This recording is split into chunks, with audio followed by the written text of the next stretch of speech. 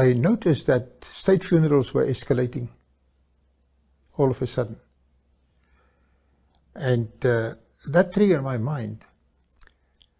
And then when the founding father funeral started, and I saw what is happening, where first of all, $500,000 was sent to a region for the commemoration services and whatever, funerals there. Mm. I said to myself, it's not possible. It can never be 500,000. Because this is part of my work, to organize big meetings in the regions. Yeah. I know what the meeting is costing. You will not organize a gathering of that magnitude with $500,000. There's no way. And you are giving everything. It's closer to 1.5 to 2 million. That is the more closer amount. Mm. And I would like to be proved wrong.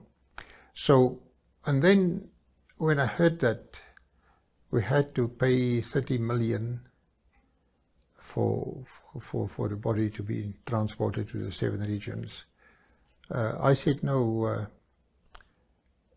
the respect that I have, it's not about the, you know, about the founding father. It's about the way we are spending money. Yeah. And I'm not aware of anything, any policy or thing that's in place that's regulate state funerals. Mm. How do you get a state funeral? Can your family apply if they think you are important enough, or you were important enough, you did enough for this country, and you deserve a state funeral? Can they apply?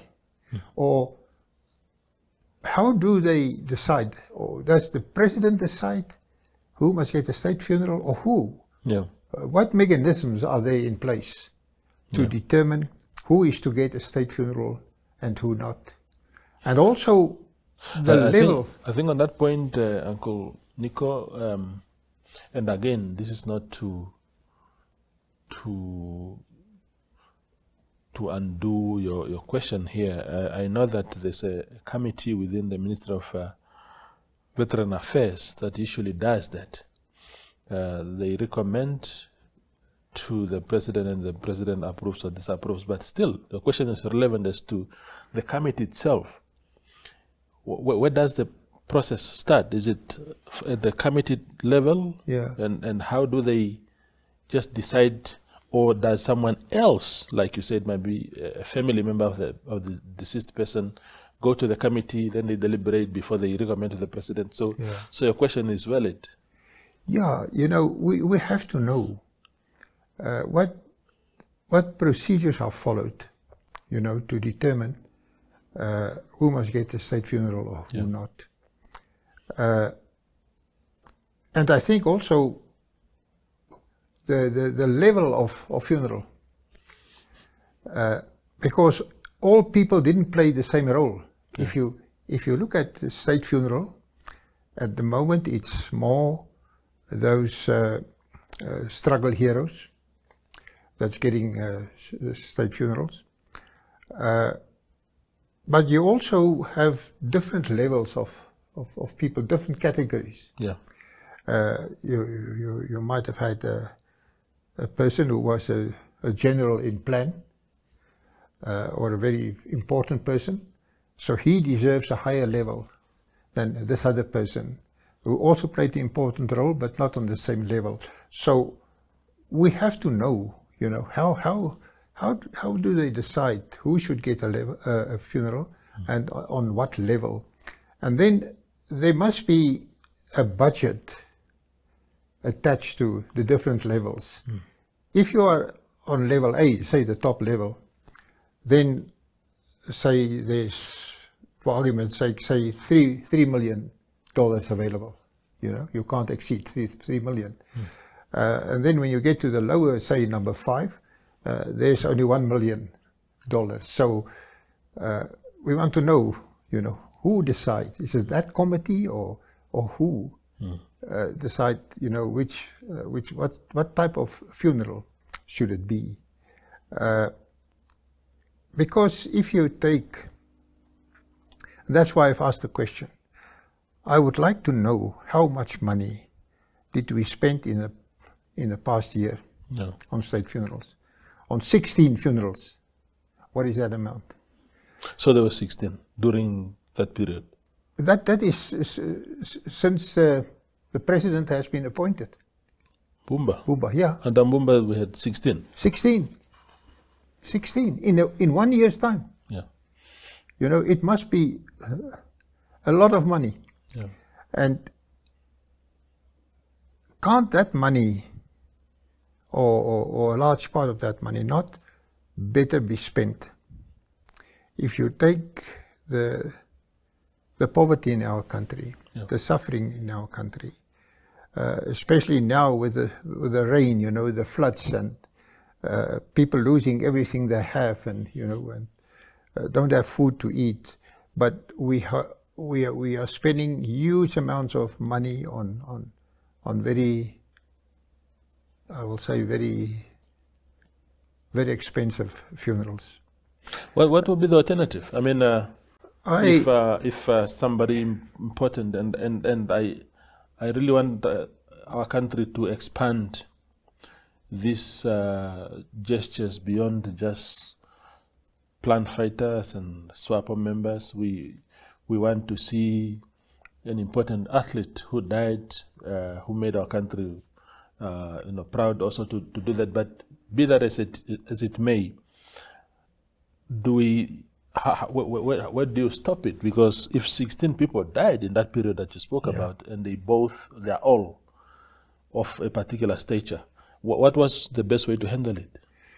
Well, there should be a criteria, there should be a policy that determines who deserve or who can qualify for a state funeral. There must be something on paper that one knows.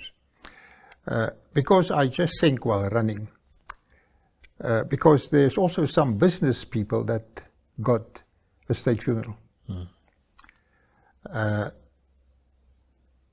And one doesn't know exactly what was that person's, those persons' roles that make them to deserve a state funeral. Yeah, and they have the means.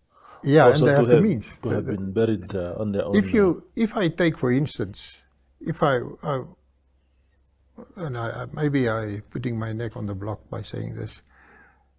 Say, for instance, a person like old Harold Pupkewitz. Nobody has to explain what he did for this country, for the economy of this country, you know. I think he is one of our top. He and Frans Inongo and those people, you know, they very much on the same level. Doesn't a person like that, because of his contribution in the growth of this country and the development and the role he plays in the economy of this country and the number of people that he's employing, and you know, and is all over the country, you know, we all know what that old man did, you know, for the people of this country. Doesn't a person like that also deserve a state funeral? That's why I say that I think we should get a policy. We should know exactly who qualifies, and then the categories that you get, because everybody can't be on the same level. Yeah. Because you get, as I've said, you get more people who play a more important role than, you know, some others. Yeah, but for me it's important because for me it's about that we must improve the quality of life of our people out there that's suffering. You can only do that with money. And if you are spending your money, you know, not correctly, on things that could have been spent by other people, because we as family, we have a responsibility towards our people who passed away. It's our responsibility to, if they don't have the money and the means, for us to contribute, to give our father or grandfather or grandmother or whoever a decent funeral. Yeah. We have to contribute. We have. Now, if somebody qualifies for a state funeral, then I think the contribution by the state should be limited. Yeah. And those by the people and by the families of those that passed away, I think they should play a bigger role and contribute more, so that we rather use that money that is so necessary to uplift the lives of our people. Yeah. And if you take, there's more than 1 million people in this country, you can say, that's living under the breadline. But we are having very, very expensive funerals. Yeah. Can't part of that money being used to uplift the lives of those suffering people?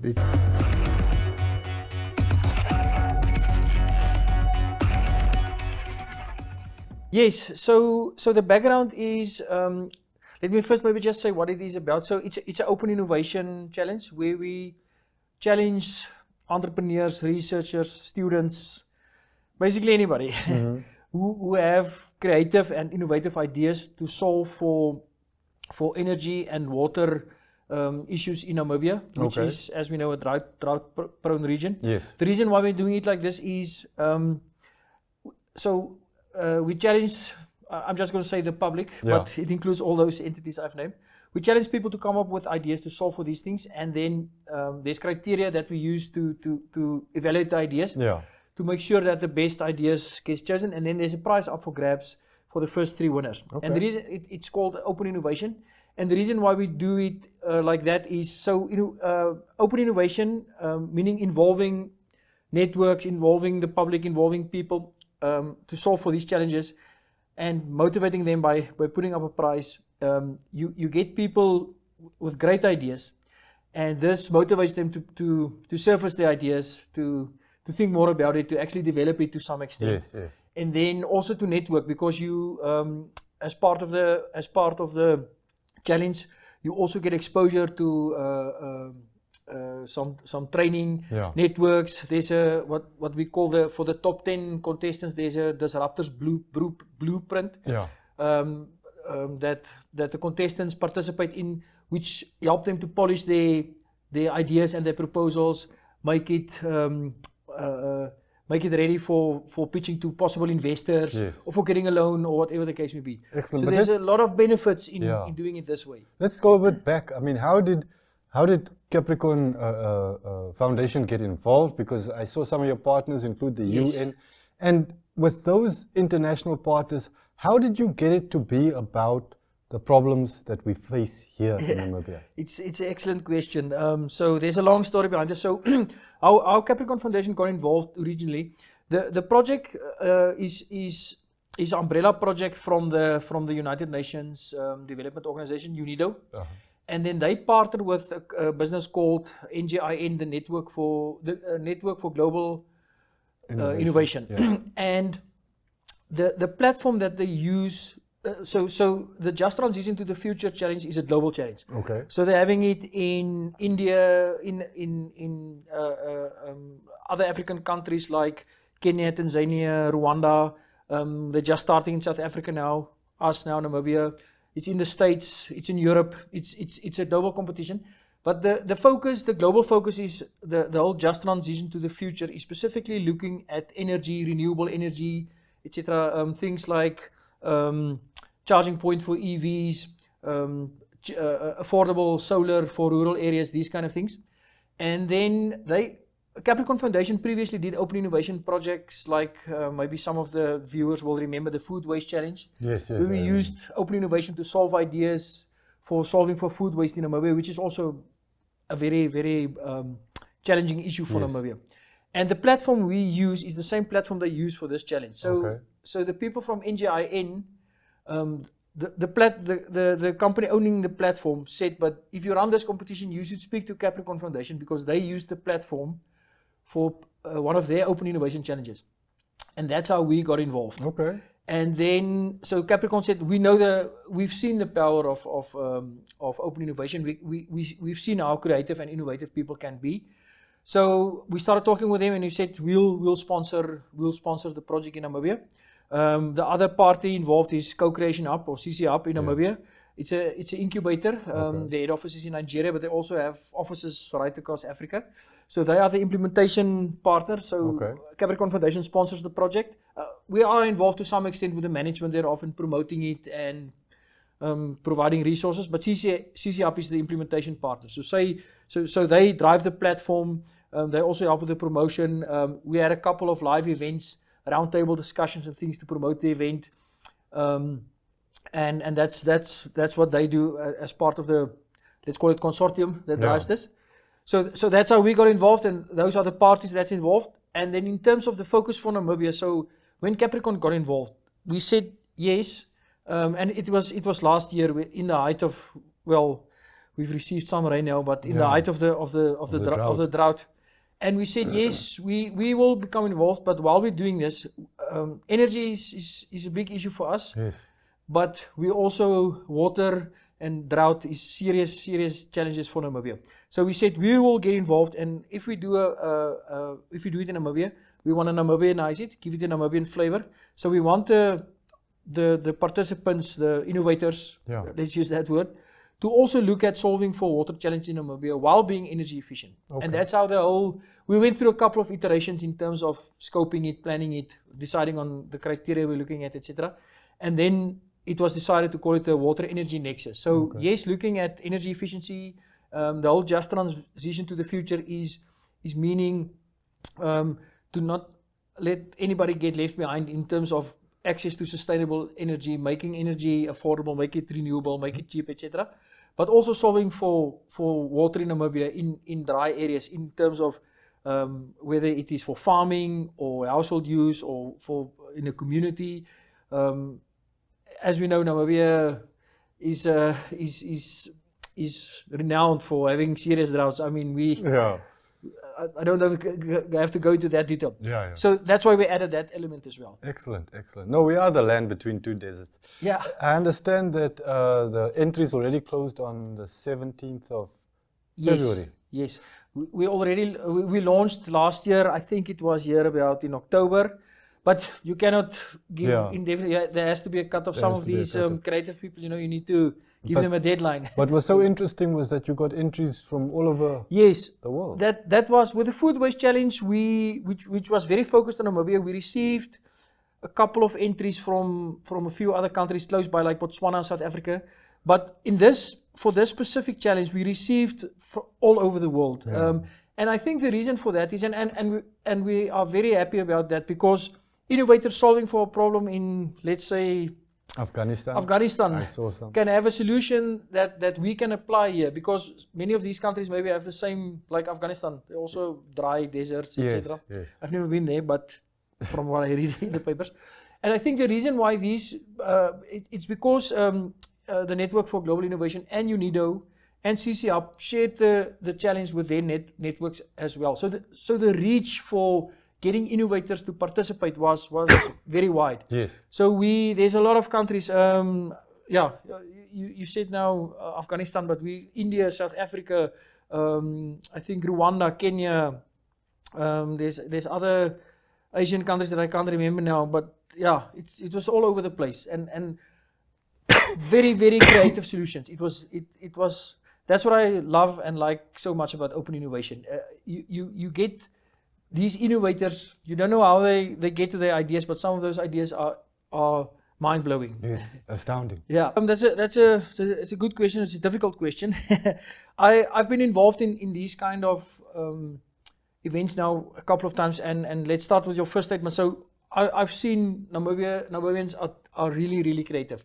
We saw with the Food Waste Challenge as well, and I can disclose, I think, of the top 10 candidates moving forward, even though we had this spread of countries participating, I think don't quote me, but 8 of the 10 are Namibian. Oh, wow. Yeah, and I think the reason why Namibians are so innovative and creative is because of we live in a harsh country. You know, it's a fight for survival here. Namibia is it's a lovely country, but meaning innovators are driven by solving problems and solving issues, and adverse conditions lead to great ideas for solving for that. So there's a couple of incubators and startup organizations that's helping Namibian entrepreneurs and innovators incubating ideas, developing, etc. I'm seeing more and more of this happening. I see much more networking amongst innovators and entrepreneurs in Namibia. I see many institutions getting more involved in this. Not only for funding it, but also facilitating and helping these people with skills and capabilities and access to resources. So yes, our maturity, I think, it's true, like you said, we are not seen as the top innovators in the world, but it's definitely changing. The landscape or the ecosystem, let's use that word, for entrepreneurs, for innovators in Namibia is definitely evolving. It's evolving fast, based on not only with the challenge, but in other forums and meetings and things I participate in and sit in. That's the one thing. And you asked for success stories, putting me a bit on the spot now to look at specific, but there are a couple of, I don't want to name specific ones. I think it will be unfair because there's other entrepreneurs that's maybe not as well known yet for what they've achieved, but they're getting there and they're moving fast. So I'm really excited about the innovation / entrepreneurship landscape in Namibia. Okay. I've been involved in this area. I mean, it's my life's work and my passion for many years now, and that flywheel has started to moving fast now, and the momentum is there. And once these resources comes available, more people are becoming involved in. I have a great idea for a business or for a technology I'm developing or an invention I'm developing.